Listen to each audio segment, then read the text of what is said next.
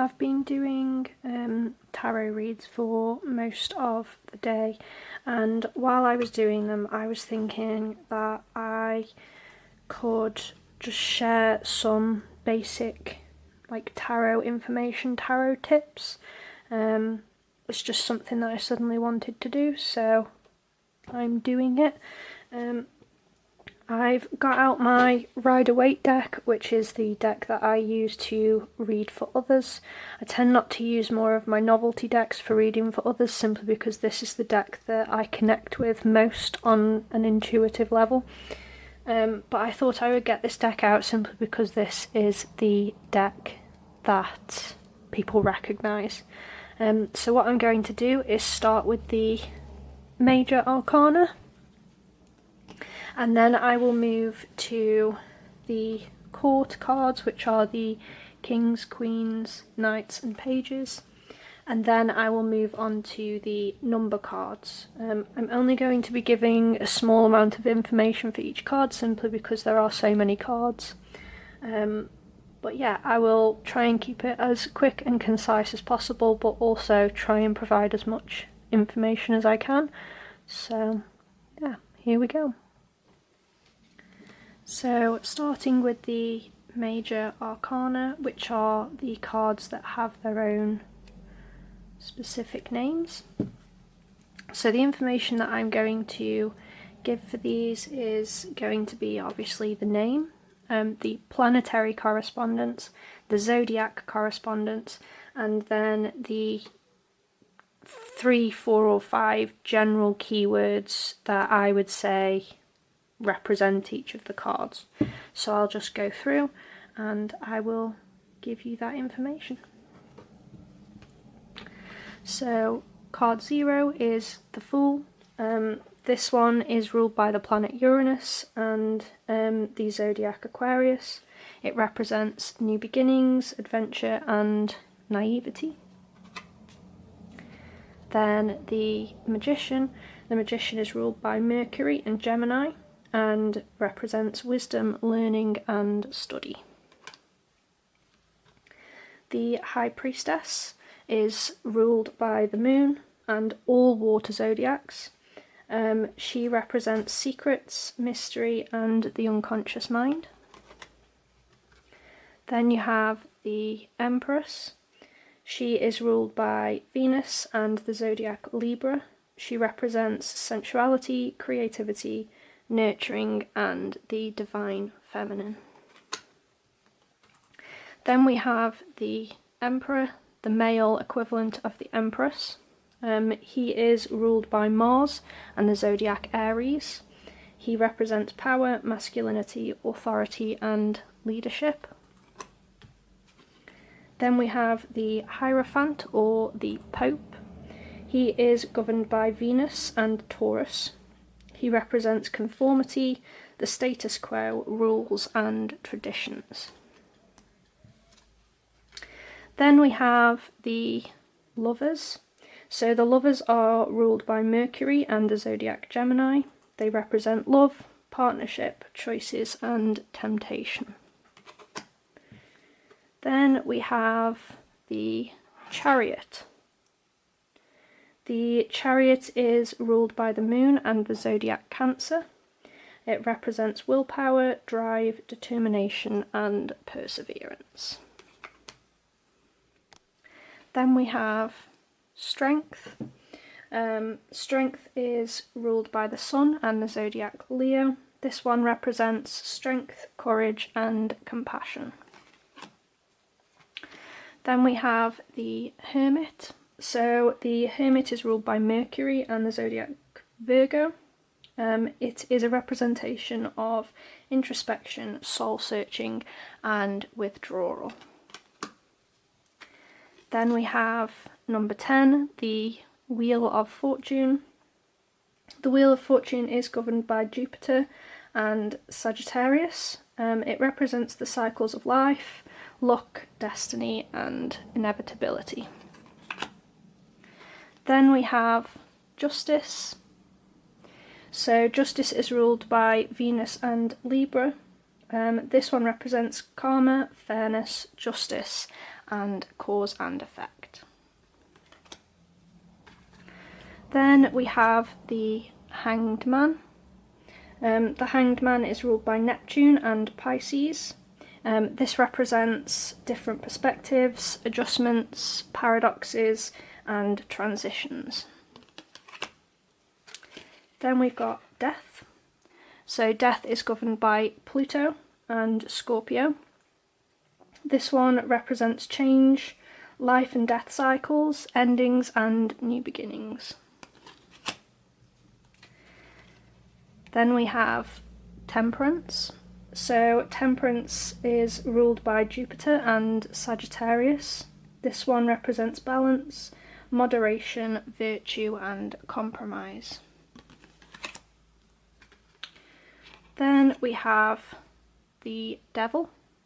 So the Devil is governed by Saturn and Capricorn, and this one represents bondage, materialism, sexuality, addiction and lies. Okay, and number 16, the Tower. The Tower is also governed by Mars and Aries.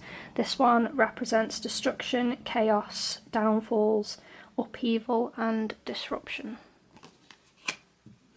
Then you have the Star.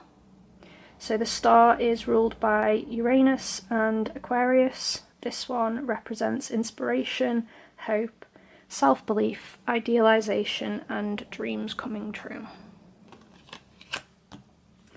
Then we have my favourite, the Moon. So the Moon is governed by the Moon and Pisces.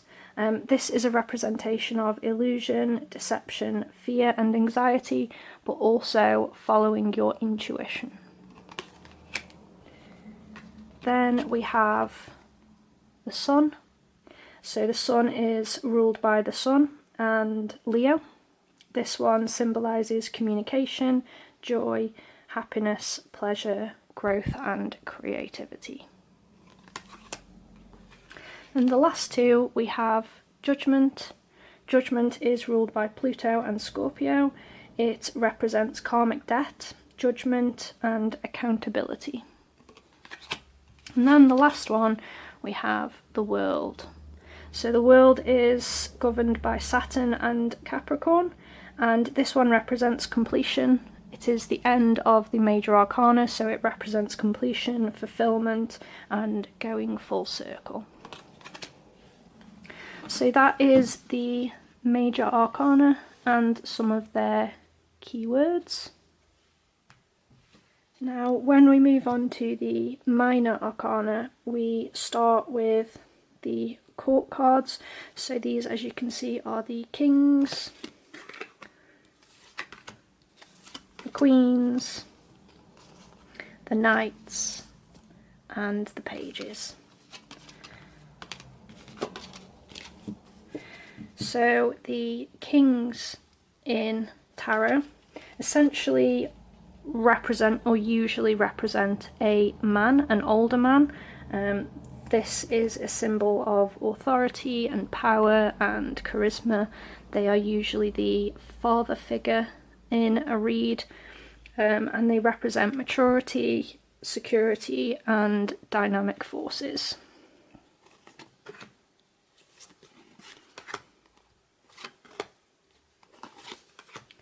Then we come to the queens, which are the female equivalent of the kings.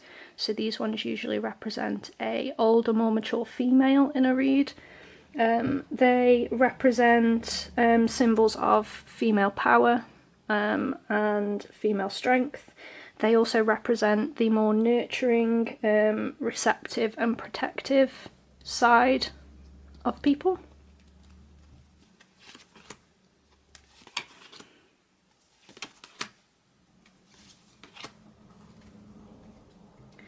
And then we come to the knights.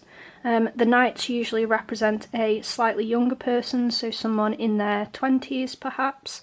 This person is normally someone who is full of energy, and this card in a read will represent risk-taking and extremes of behaviour.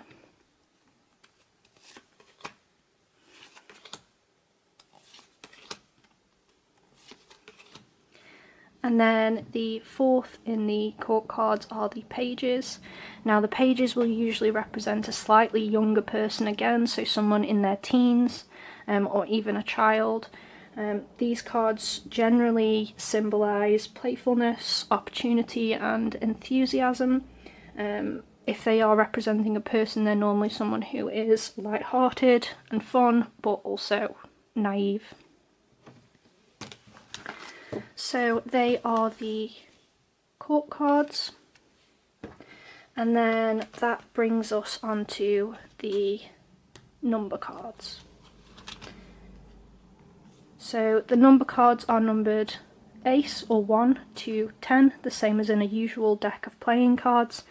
And although each card has its own meaning, the numbers themselves have a meaning, which is what I'm going to cover now. So yeah, I'll tell you the meaning of each of the numbers 1 to 10 within tarot, and it'll give you a good idea of what these cards symbolise in a read. So the number cards, the first of the number cards is always the ace. The aces usually represent beginnings, new journeys, new opportunities and planning for the journey ahead. Then you have the twos, which, as you can see by this card, usually represent balance, duality and doubling down on your efforts. And then we have the threes. So the threes usually, but in the case of the swords, don't always represent creativity, achievement and successful starts. Obviously the three of swords usually represents heartbreak, pain and upset. Then we have the fours. The fours usually represent limitations and setbacks, or doubt and basically anything that's holding you back from continuing with your journey. Except for the Four of Wands, which is a celebration of the continued journey.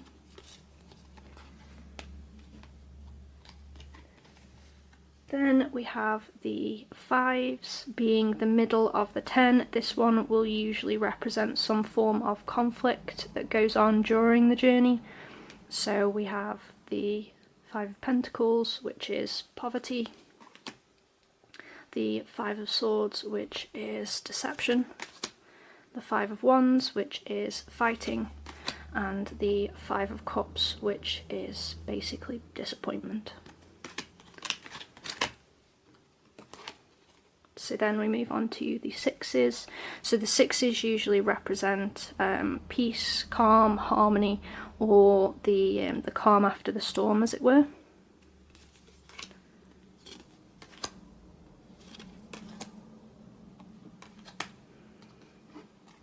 Then we have the sevens.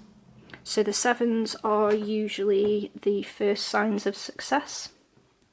So these ones represent kind of dreams, daydreaming, that kind of thing.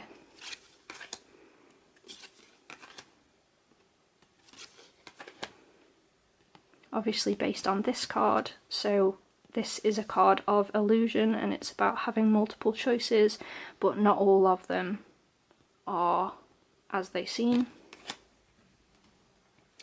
Then we have the eights. So the eights are all about overcoming the issues of the last few cards. So this one is about forging ahead, removing your blockages, that kind of thing.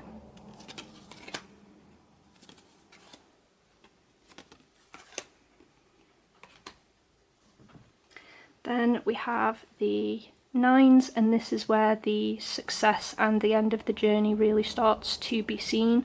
So the nines are about courage, power and confidence,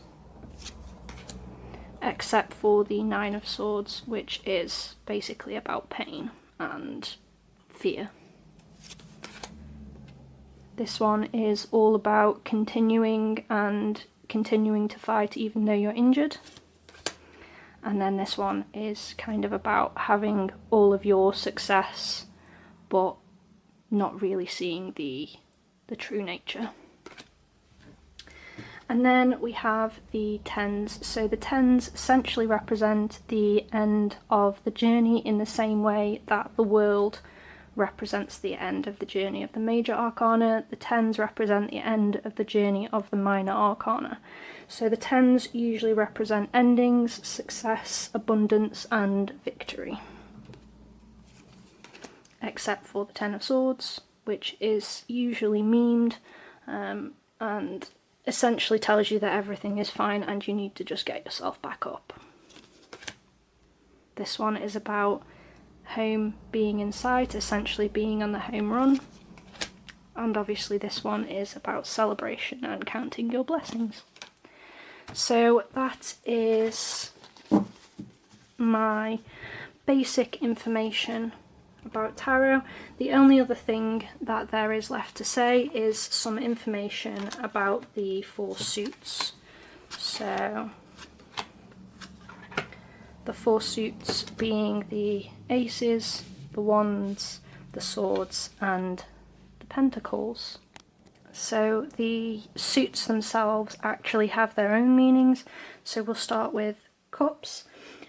Cups are governed by water, as is probably obvious by the water overflowing from the cup. They are ruled by the element of water and they represent things that are free-flowing, like emotions, feelings and love. And this suit essentially governs the heart, the intuition and the internal voice. Then we have the wands. The wands are ruled by fire, and they represent active things in life. So these could represent passions, energies, creation. They tend to rule adventures, risks, and conflicts. Then we have the swords. So the swords are ruled by air, hence the cloud on the card. They are ruled by air and they represent the more kind of transient and unseeable in life. So these represent thoughts, ideas and intellect, and they rule things like communication, judgment and critical thinking. And then the last one is the pentacles, and these are often referred to as the coins. So it's kind of obvious what they represent. They are ruled by earth and they represent the material and physical elements of life. So they will represent your career, your finances, your health, your house, that kind of things, the things that are physical and tangible. So yeah, they are my tarot basics. I hope it in some way helped. And if you would like to know anything else about tarot, just let me know in the comments below and I will try to accommodate.